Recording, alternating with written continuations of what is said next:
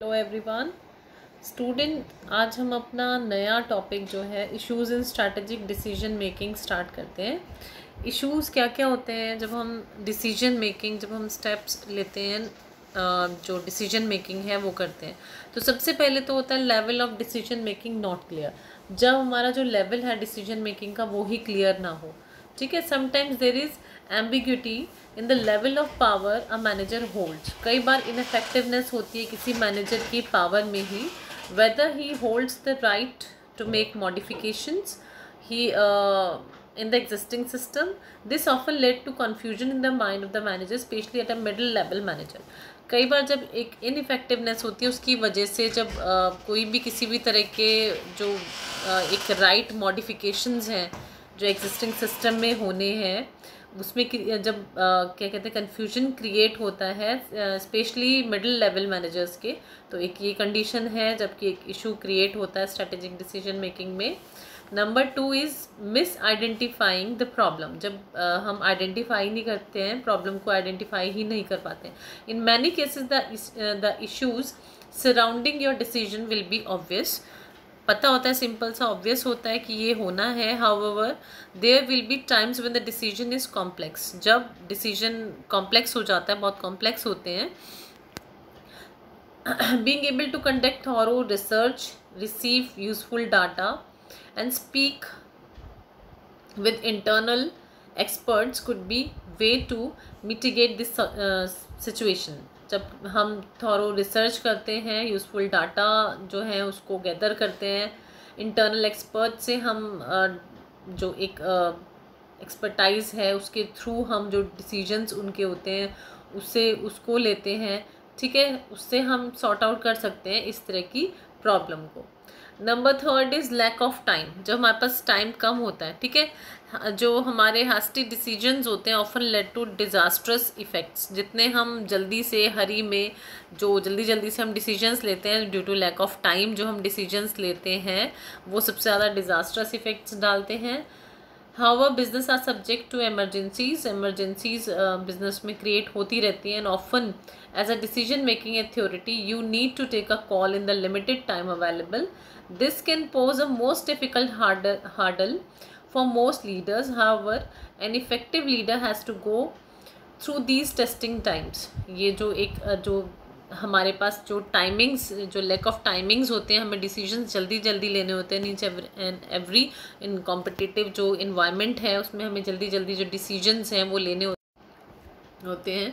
तो जो ये लिमिटेड टाइम हमें अवेलेबल होता है, डिफ़िकल्टीज़ क्रिएट करता है, हार्डल्स क्रिएट करता है हर लीडर के जो वे है उसमें, ठीक है। तो इसके लिए हमें डिफरेंट जो थॉरो टेस्टिंग होती है वो सब लेनी पड़ती है, डिफरेंट डिसीजंस लेने पड़ते हैं। ये भी एक इशू होता है इन स्ट्रैटेजिक मैनेजमेंट। नेक्स्ट 4th हमारा आता है लैक ऑफ रिलायबल डाटा। जब हमारे पास रिलायबल डाटा नहीं होता, ठीक है, ये भी एक मेजर हिंड्रेंस है इन मेकिंग एप्ट डिसीजंस। जो एप्ट डिसीजंस हैं उसमें ये भी एक मेजर इशू होता है। रिलायबल डाटा जब हमारे पास नहीं है, ambiguous and incomplete data often makes it difficult for them to make an appropriate decision. जब हमारे पास क्लियर, कंप्लीट, ठीक है, इनफेक्टिव या इनकम्प्लीट डाटा होता है तो वो भी एक डिफ़िकल्ट सिचुएशन क्रिएट करता है एक एप्रोप्रिएट डिसीजन लेने में, ठीक है। ये भी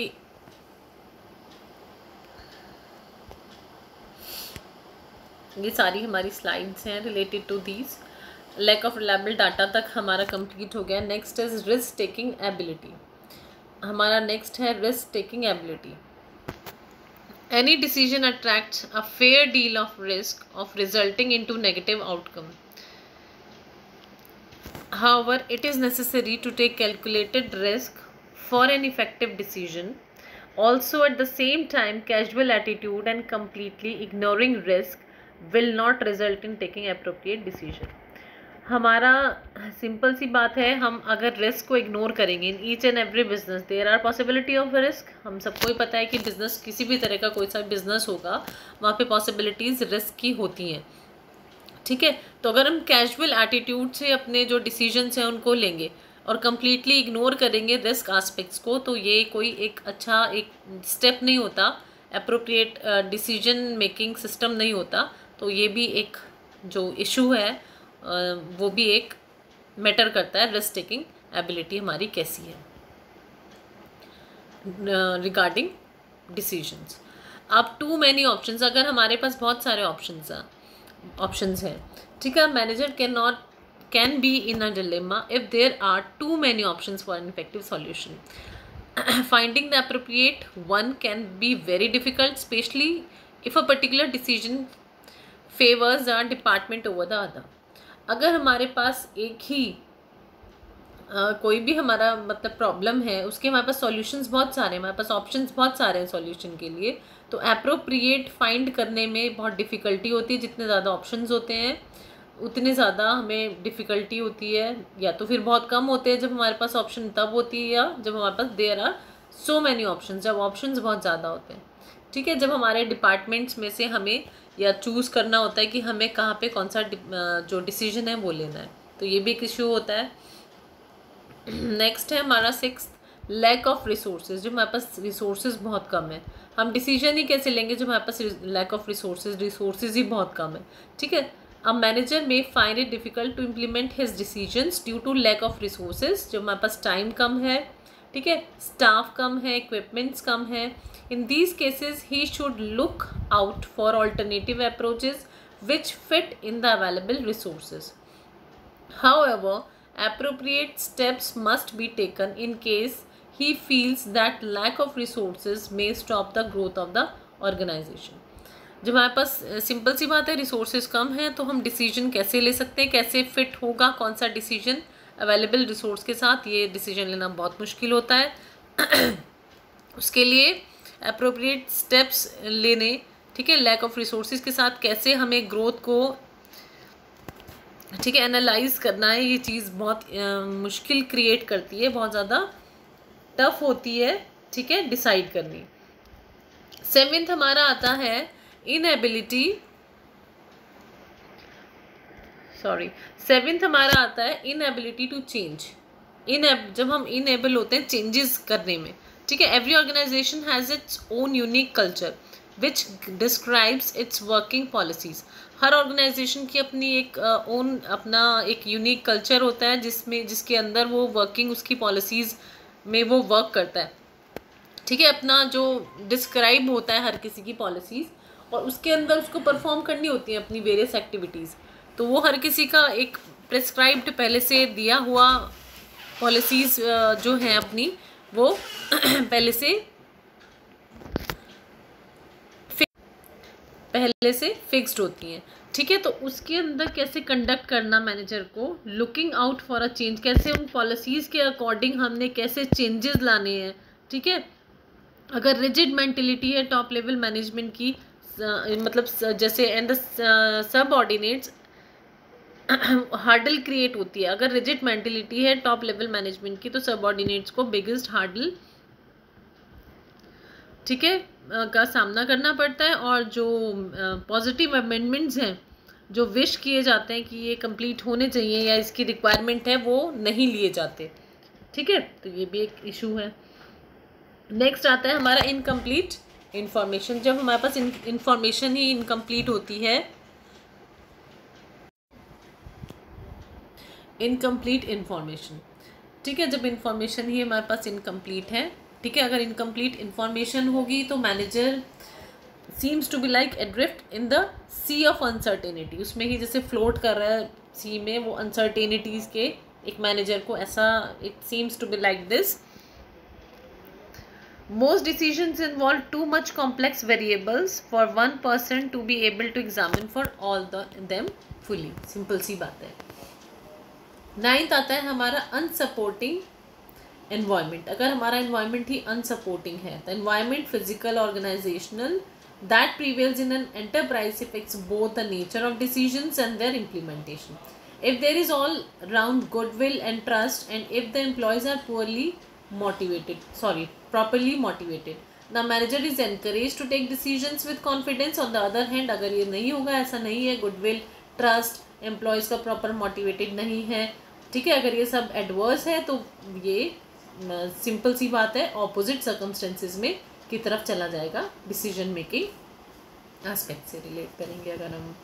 ठीक है, 10th है हमारा नॉन एक्सेप्टेंस बाय सबऑर्डिनेट्स। अगर हमारे सबऑर्डिनेट्स ही डिसीजंस को एक्सेप्ट नहीं करेंगे,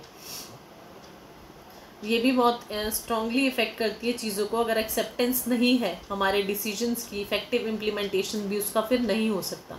on the other hand subordinates may not really care what decisions is reached, in such situation acceptance is not an issue. ठीक है, अगर डेमोक्रेटिक लीडरशिप स्टाइल है तो वो एनकरेज करता है, ठीक है, सबऑर्डिनेट्स जो हमारे सबऑर्डिनेट्स हैं उनको सजेस्ट करने के लिए, ठीक है, रिकमेंडेशंस के लिए, डिसाइड करने के लिए पॉलिसीज़ को, ठीक है, ये सारी चीज़ें किस चीज़ पे, एक्सेप्टेंस पे और कमिटमेंट पे फिर बेस्ड हो जाती है। नेक्स्ट आता है हमारा ineffective communication. Another important issue जो है हमारा, जो क्रिएट होता है डिसीजन मेकिंग में, वो है इनइफेक्टिव कम्युनिकेशन। इनइफेक्टिव कम्युनिकेशन एक अनदर इम्पॉर्टेंट प्रॉब्लम है जो कि इनइफेक्टिव जो डिसीजंस को क्रिएट करता है। इट मेक्स जो इम्प्लीमेंटेशन है हमारे डिसीजन का उसको बहुत डिफ़िकल्ट कर देता है।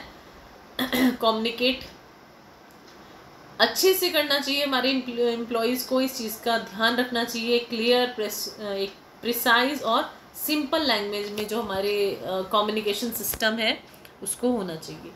इनकरेक्ट टाइमिंग, ये भी आप एक इम्पॉर्टेंट इसमें इशू डाल सकते हैं कि अगर हमारी टाइमिंग ही इनकरेक्ट है, कब हमें करेक्ट डिसीजंस लेने हुए ना, correct decisions at the correct time, it is also an important. जो हमारा कहते हैं ना कि एक कैसे हमें वर्क करना है, मतलब हमारे अपने जो कंपिटिटर्स हैं उनकी स्ट्रैटेजीज़ के अकॉर्डिंग हमें अपने स्ट्रैटेजीज़ को करेक्ट टाइम पर कब हमें उसको अप्लाई करना है, वो एक टाइमिंग की जो एक सिचुएशन होती है वो भी बहुत इंपॉर्टेंट है। तो ये भी एक अनदर इशू है जो कभी कभी डेवलप कर जाता है विद इन अ ऑर्गेनाइजेशन। तो इस वीडियो में अभी हम यहीं तक करते हैं। नेक्स्ट टॉपिक हम अपना नेक्स्ट जो हमारा सेशन होगा उसमें कंप्लीट करेंगे। Thank you.